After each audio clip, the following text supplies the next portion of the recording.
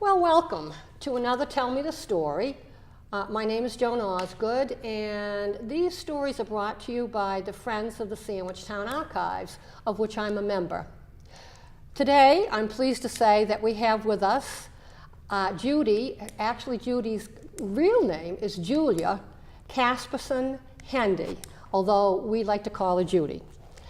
Welcome, Judy. Thank you. Well, before we get started, I just want to say, of course, a lot of people are going to recognize you, are going to recognize your name, because you really have been quite active in the town of Sandwich. You've taken the census for many years, Right. so a lot of people know you that way. Right.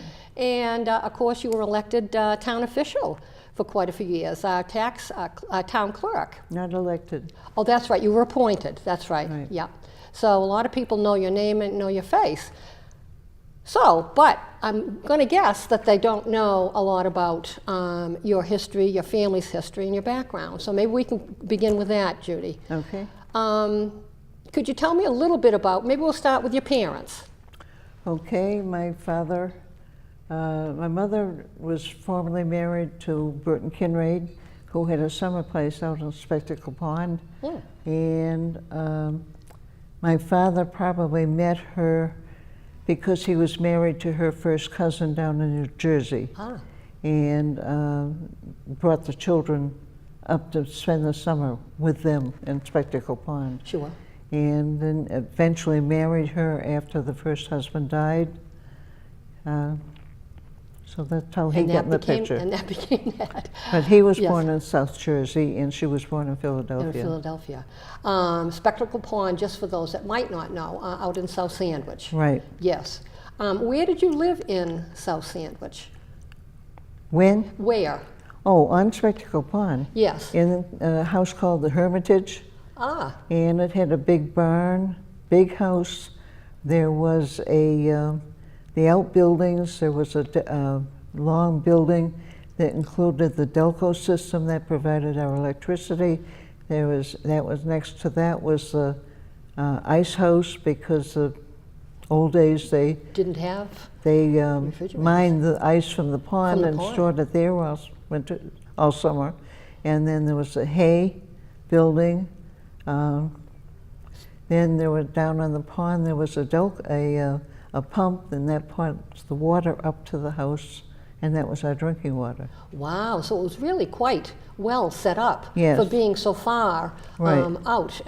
So there weren't not a lot of neighbors or houses around you, A mile away. a mile away. Right. So, but also beside those buildings, there was a big barn, two-story barn, with a lower place where carriages used to be stored below the barn, and a three-car garage, and another little suits me cottage next to that guests would stay in the old days. Wow, yes. But we were across the pond from Camp Burgess. Okay, that and gives a then- good location. Yeah, and our closest neighbors were Alan and Raymond Jones. Okay. And I would row my boat across the pond to get my gallon of milk from the Joneses. No. Yes, and I hated it in the summer because I had to walk through Camp Burgess, which was for boys. Oh, yeah. And of course, I didn't appreciate the fact then, but they would all tease me as I sure. walked through the camp to get the milk. Yeah, and back again. And back so you, again. you endured it twice. Right. So what happened in the wintertime to get the milk? I mean, that Oh, we pond, so bought you it had at the to, store then. Oh, okay, Yeah. okay. But that was one of your chores. That was one of your duties. You would get the Right. milk every day. Yeah. And also I had to walk over a mile around the pond to get the school bus in front of Camp Burgess Yeah, to go to school. yeah. So that was a bit of a walk every morning too. Yeah. I was the first one on the bus and the last one off at night. You were, Yeah. just because of the way you lived. Right. That is quite remarkable that Hermitage, that's Hermitage, Hermitage. I don't think that was unusual back and then. Some of the estates really, they had names for them. Yeah. We think of Dodge McKnight's home Right. being called Hedgerow. Yeah. So that wasn't unusual, but that was a large estate. Yeah. So tell me, what It was Burton Kinraid's summer home. Burton Kinridge Summer Home. Kinraid, R-A-I-D, K-I-N. R-A-I-D-E. Okay. And there was a big log cabin in back of the house, and he bought that at a trade show in Boston and had it moved down. He bought it in this huge log cabin It and was had it brought used- down, yeah. Right. From Boston. Yes. Yeah, He had money. yeah. Or must- he had an elderly woman that sponsored him, and whatever he wanted, she gave him. Oh. Oh. Well, what did he do for a living? He was an inventor. Oh, okay. And the Kinraid coil is well known. He worked on X-rays. In fact, badly burned my mother when she was only 16, Oh my God. experimenting on it. On the X-ray that he was Right. trying to invent. Mm. Wow. Jeepers, that is quite something. Burned her quite badly, huh? Right. Yeah. So he, what has happened to that estate, if you will? Is that still out there in No. South? The Hermitage burned in 1953, and what was devised, the problem, was an incoming plane was coming into Otis, and it was Camp Edwards in those days. Sure. He was having trouble. They told him to drop his gas tanks in Spectacle Pond before he tried to land, and he missed Oh boy. because the house just went up. The Unfortunately, the family was in town doing shopping. Oh my gosh. I was out of school. I wasn't living there anymore. My sister was living there with her family. Oh. So they all moved into the cabin. The cabin escaped. That log cabin that we talked Right. about. But the large main house burned to the ground. Right. Wow. And of course, there were a lot of outbuildings too. The Yeah, log well, cabin they all survived. stayed. And they stayed, The barn and everything survived. Survived. Just the house got hit. wow. That was 53. Yeah. Yeah. That was very, very fortunate that That nobody was that home. nobody was killed. Yes. Yeah. Right. Yeah. But they couldn't prove it happened. Leona's husband, Merle Kugler, investigated the records at the base, but he couldn't prove it. He couldn't prove that it was from the plane Right. dropping its. Oh wow. Okay. Well, it burned in any case. Right. Yeah. Yeah. So. And it's the location of the current clubhouse of Lakewood Hills. Oh, okay. So that gives people some good perspective Right. as to, okay, yeah, okay. All the other outbuildings are long gone. Yes, yeah, they're not there now anymore. Wow. Now, so you eventually moved into town with your family. Where did you move to, Judy? Well, originally we would live out there in the summers, and because Kaya's Way and Quaker Meeting House were all dirt roads, and pretty, impassable in the winter, my father would rent us a place in town. So I remember being Mrs. Hatcher's for a year, and Jimmy Gavoni's house on Jarvis Street for 2 years, Oh, yes, just for the winter rentals. yes. Now that, Mrs. Gavoni's house, it's right on Jarvis Street. Right. And I think that is owned now by Mr. Chris Wilson, is it not, as a bed and breakfast? No, Chris, that's the rectory. He owns that also. Oh, I didn't, okay. Yes, yes, yeah, yeah. So, Henry T. Wing School. Yeah, You went to Henry T. Wing School, 1 through 12. 1 through 12, and I think I'm correct in saying that 1 through 12 were all in the one building. Right. Yes. When did you graduate? Well, 1 through 6 was the first floor, and 7 through 12 was the top floor. And down in the basement was the cafeteria, the woodworking shop, and the chem lab. Okay. So, And if we walked to school, which I was close enough to have to walk to school, and you got drenched in the rain, you took your clothes, put on your gym clothes, and hung your clothes down in the boiler room, also in that room until they dried. until I tried. And you put on your gym clothes. Right, Isn't that something? and went to Yeah. class. Yeah. Now, before you moved into town, when you lived out in South Sandwich, you took the bus, you said. Yes. Can you give me any stories about, you said you were the first to get on and the last to get off. Get off, right. But that bus would be pretty full, I would think, by the time. Well, it was all South Sandwich, the Hoxies and the Geltzes, the Burkes, the Howlands. The Crockers. Yeah. Yeah. So it was just South Sandwich and Forestdale. Yeah, yeah. Who was the bus driver? My father.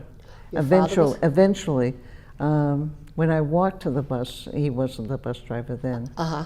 But and he worked over in the base building. Everybody in town worked over the base as a carpenter, Yes. whether they knew Knew what what- they were doing or not. But it was a good job. Yes, yeah. It gave him Social Security, which he wouldn't have had otherwise. Otherwise. And Yeah. but then eventually he was hired by Nellie Burke to drive the bus.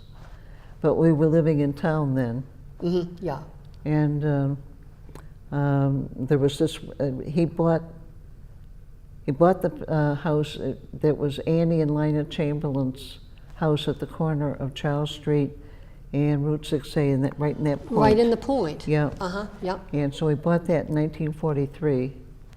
And then, so from then, he was driving the school bus from then on, and he didn't feel well when he picked up the Hoxie kids.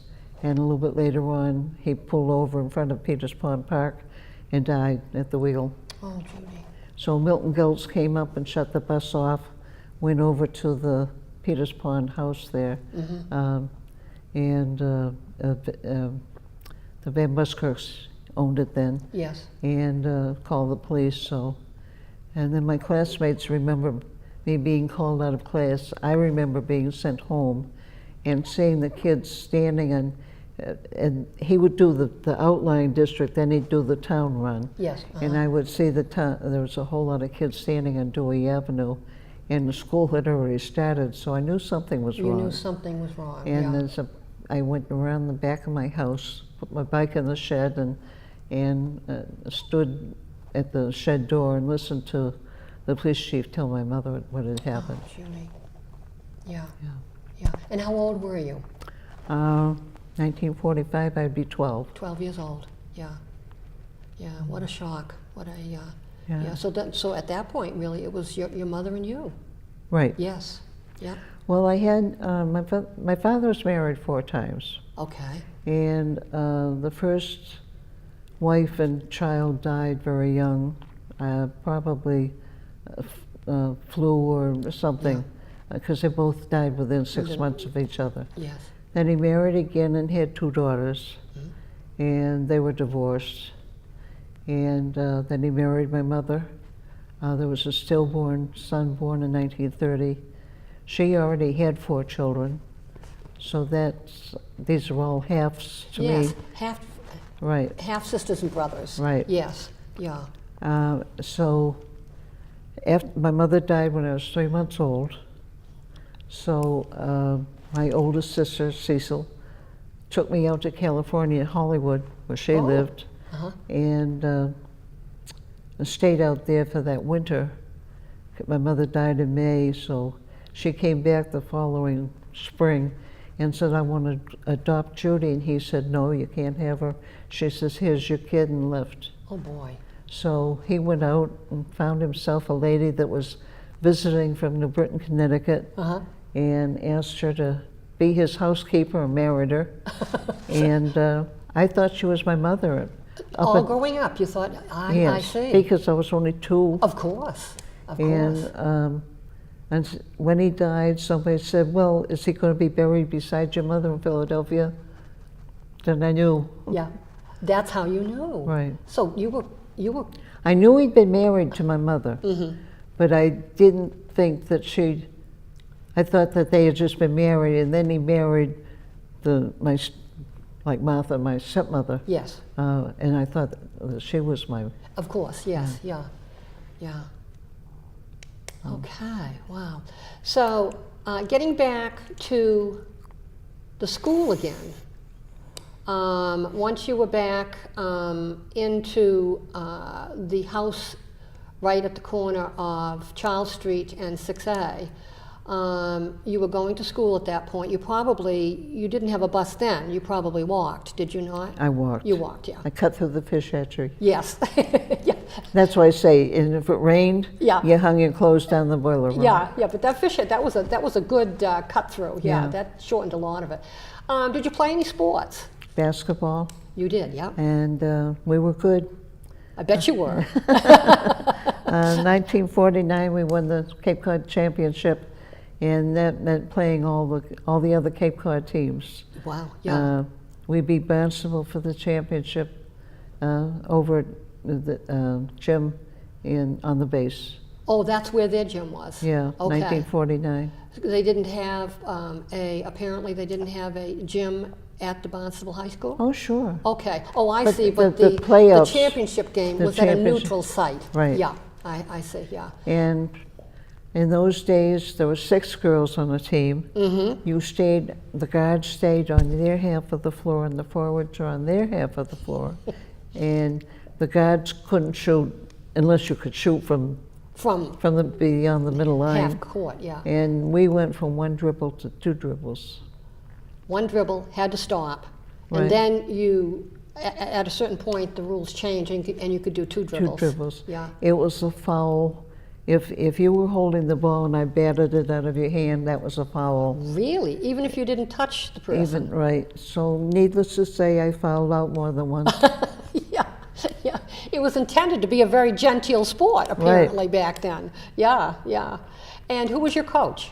Eddie Zion. Ed Zion. He was there for so long, wasn't he? And he insisted that our uniforms be skirts. Yes. No shorts for him. No shorts for him. No. So you had the skirts, which probably went down to the knee. Well, not quite. Not but quite down to the knee. Yeah. And bloomers under it. And bloomers under Yeah. it. Yeah.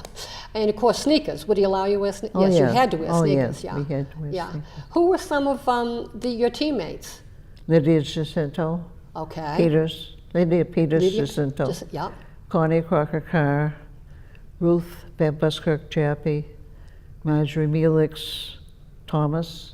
Bessie Gibbs Guthrie. That would be the whole team. Yeah. And I'm sure he had some extras, but Right. I think you named 6. Yeah. Yeah. Yeah. Did you play forward or guard? Guard. Okay. Hence the reason you were Oh. trying to stop them from Right. shooting. Right. Yeah. Yeah. Some other social things. I know back then, or I'm assuming back then, and I've heard from other interviews we've done that the school really provided quite a bit of social activities for the kids. But I'm thinking about the town in general.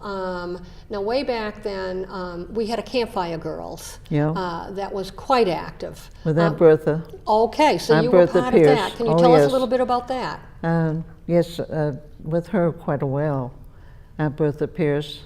But I also was a Girl Scout with Bill Foster's wife. Oh, okay. But I went on to be, later on, Foster, I yeah. was president of the Campfire Girls of Cape Cod. You were. So you My were. philosophy has always been, if you get involved, run it.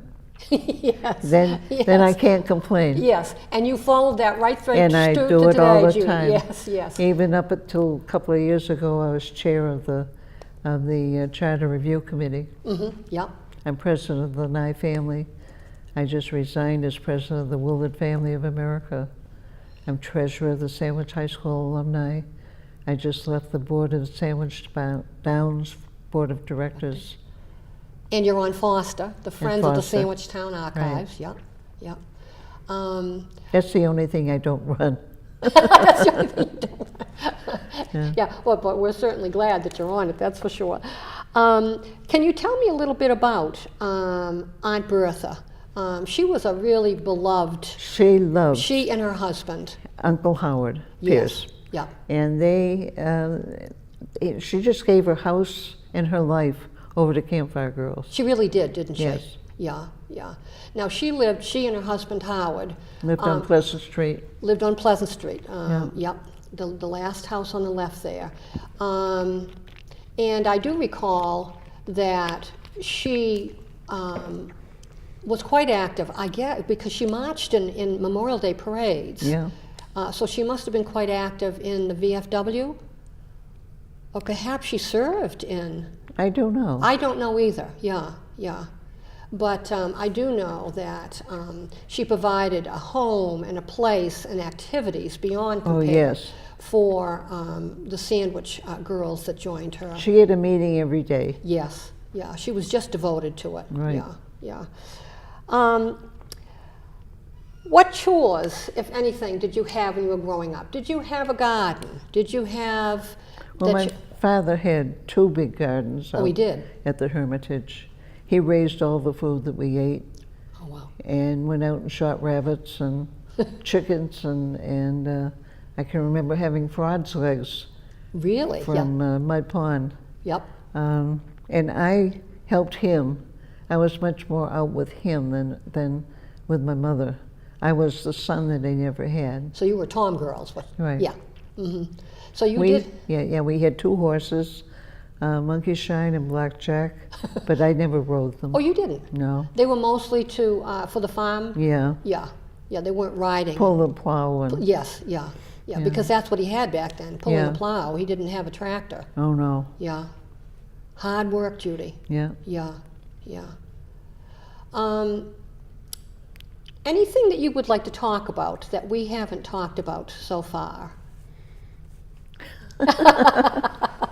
Well, there was downtown, we were talking about the novelty block, how Java Street has changed. Yes. Because there was the post office, and then there was Alfornia's with Roland's Beauty Shop behind. He was the barber shop. Yep. Then the stairs upstairs, which are there now. Then First National, and then the Harry O. Pratt drugstore. Drugstore. And I worked there. Oh, you did? My first job was picking beach plums for Bill Foster, probably. Picking what? Beach plums. Oh, okay. Yeah. For Bill Foster. Yeah. Yep. And one day the fire alarm rang, so the fire truck, it was down our way, so he put us all on the fire truck, and it was a grass fire, so we got it out, and we all got paid $1. Now, wait a minute here. You were young adults, children. Children. You Picking beach plums. and there was a fire. Yeah. And you got put on the fire truck or whatever there was in those days. Yeah. And you helped put out the fire? Right. Okay. Yeah. Okay, then I worked for Pro Farm, of course, Oh, like yes. every kid in town did. Yep. Then I worked for Arnold Loudon's seafood restaurant on Route 6A there, next to the Sandwich Pizza. Next is, That, okay, that a building the that, Sullivan building. yes. And I worked there, then I worked What for did you do there, Judy? Waitress. Waitress, Yeah. okay, yep. Dishwasher, whatever needed. Whatever to be- needed, yeah. To be done Yeah, at $10 a day, I think.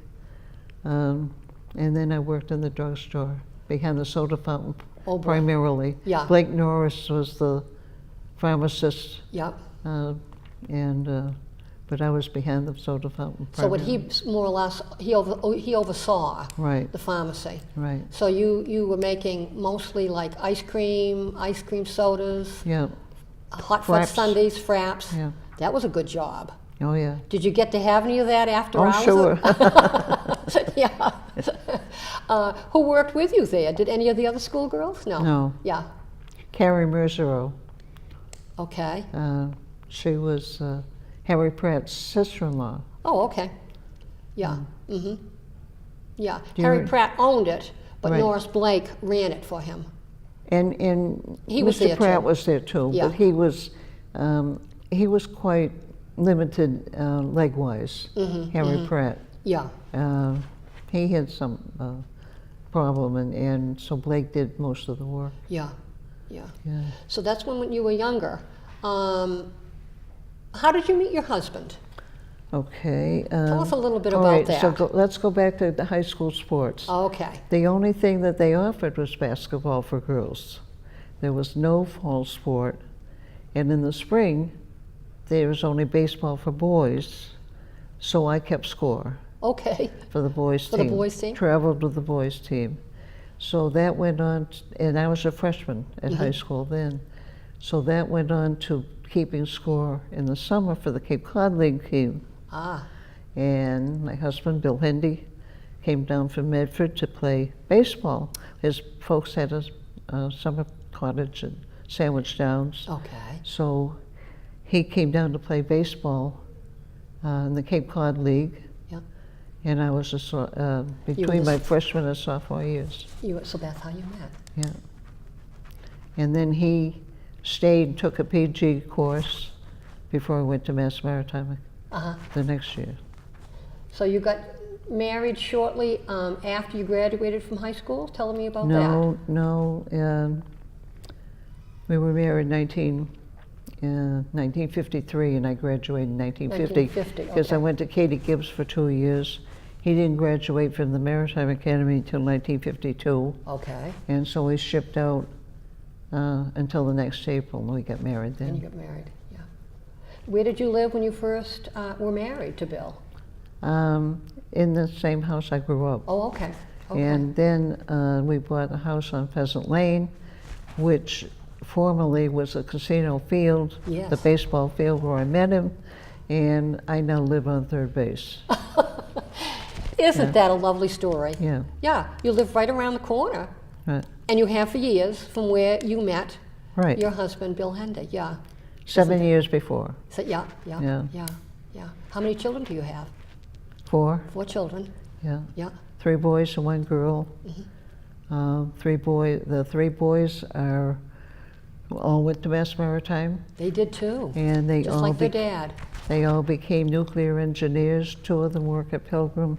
1 works at the New London nuclear power plant. Ah. My daughter went to Bates, and she works in the land court at the Registry of Deeds. So they're all sort of around, which is nice, Judy. Yeah. Mhm. Yeah. 5 grandchildren. Oh my gosh. 2 went to California to go to school. So 1 graduated from UCLA. She's since gotten 2 more degrees. She has a master's and another bachelor's.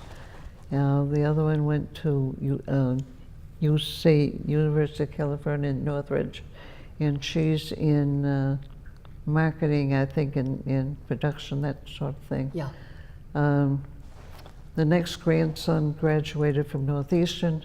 He works for the company that makes Loctite, and he's in sales, but they wanted a mechanical engineer that knew how things worked in order to be able to sell. Sell them. Yes. Yeah. And my granddaughter is a flight test engineer at Patuxent River Naval Air Base down in Patuxent River, Maryland. And she loves it. It's her degrees from Worcester Polytech in aerospace engineering. Well, they are all doing well, aren't they? Isn't And that then, wonderful? Yeah, Jason graduated from Northeastern and is looking. Yeah. Yeah. Northeastern. That's a wonderful college too. Back again.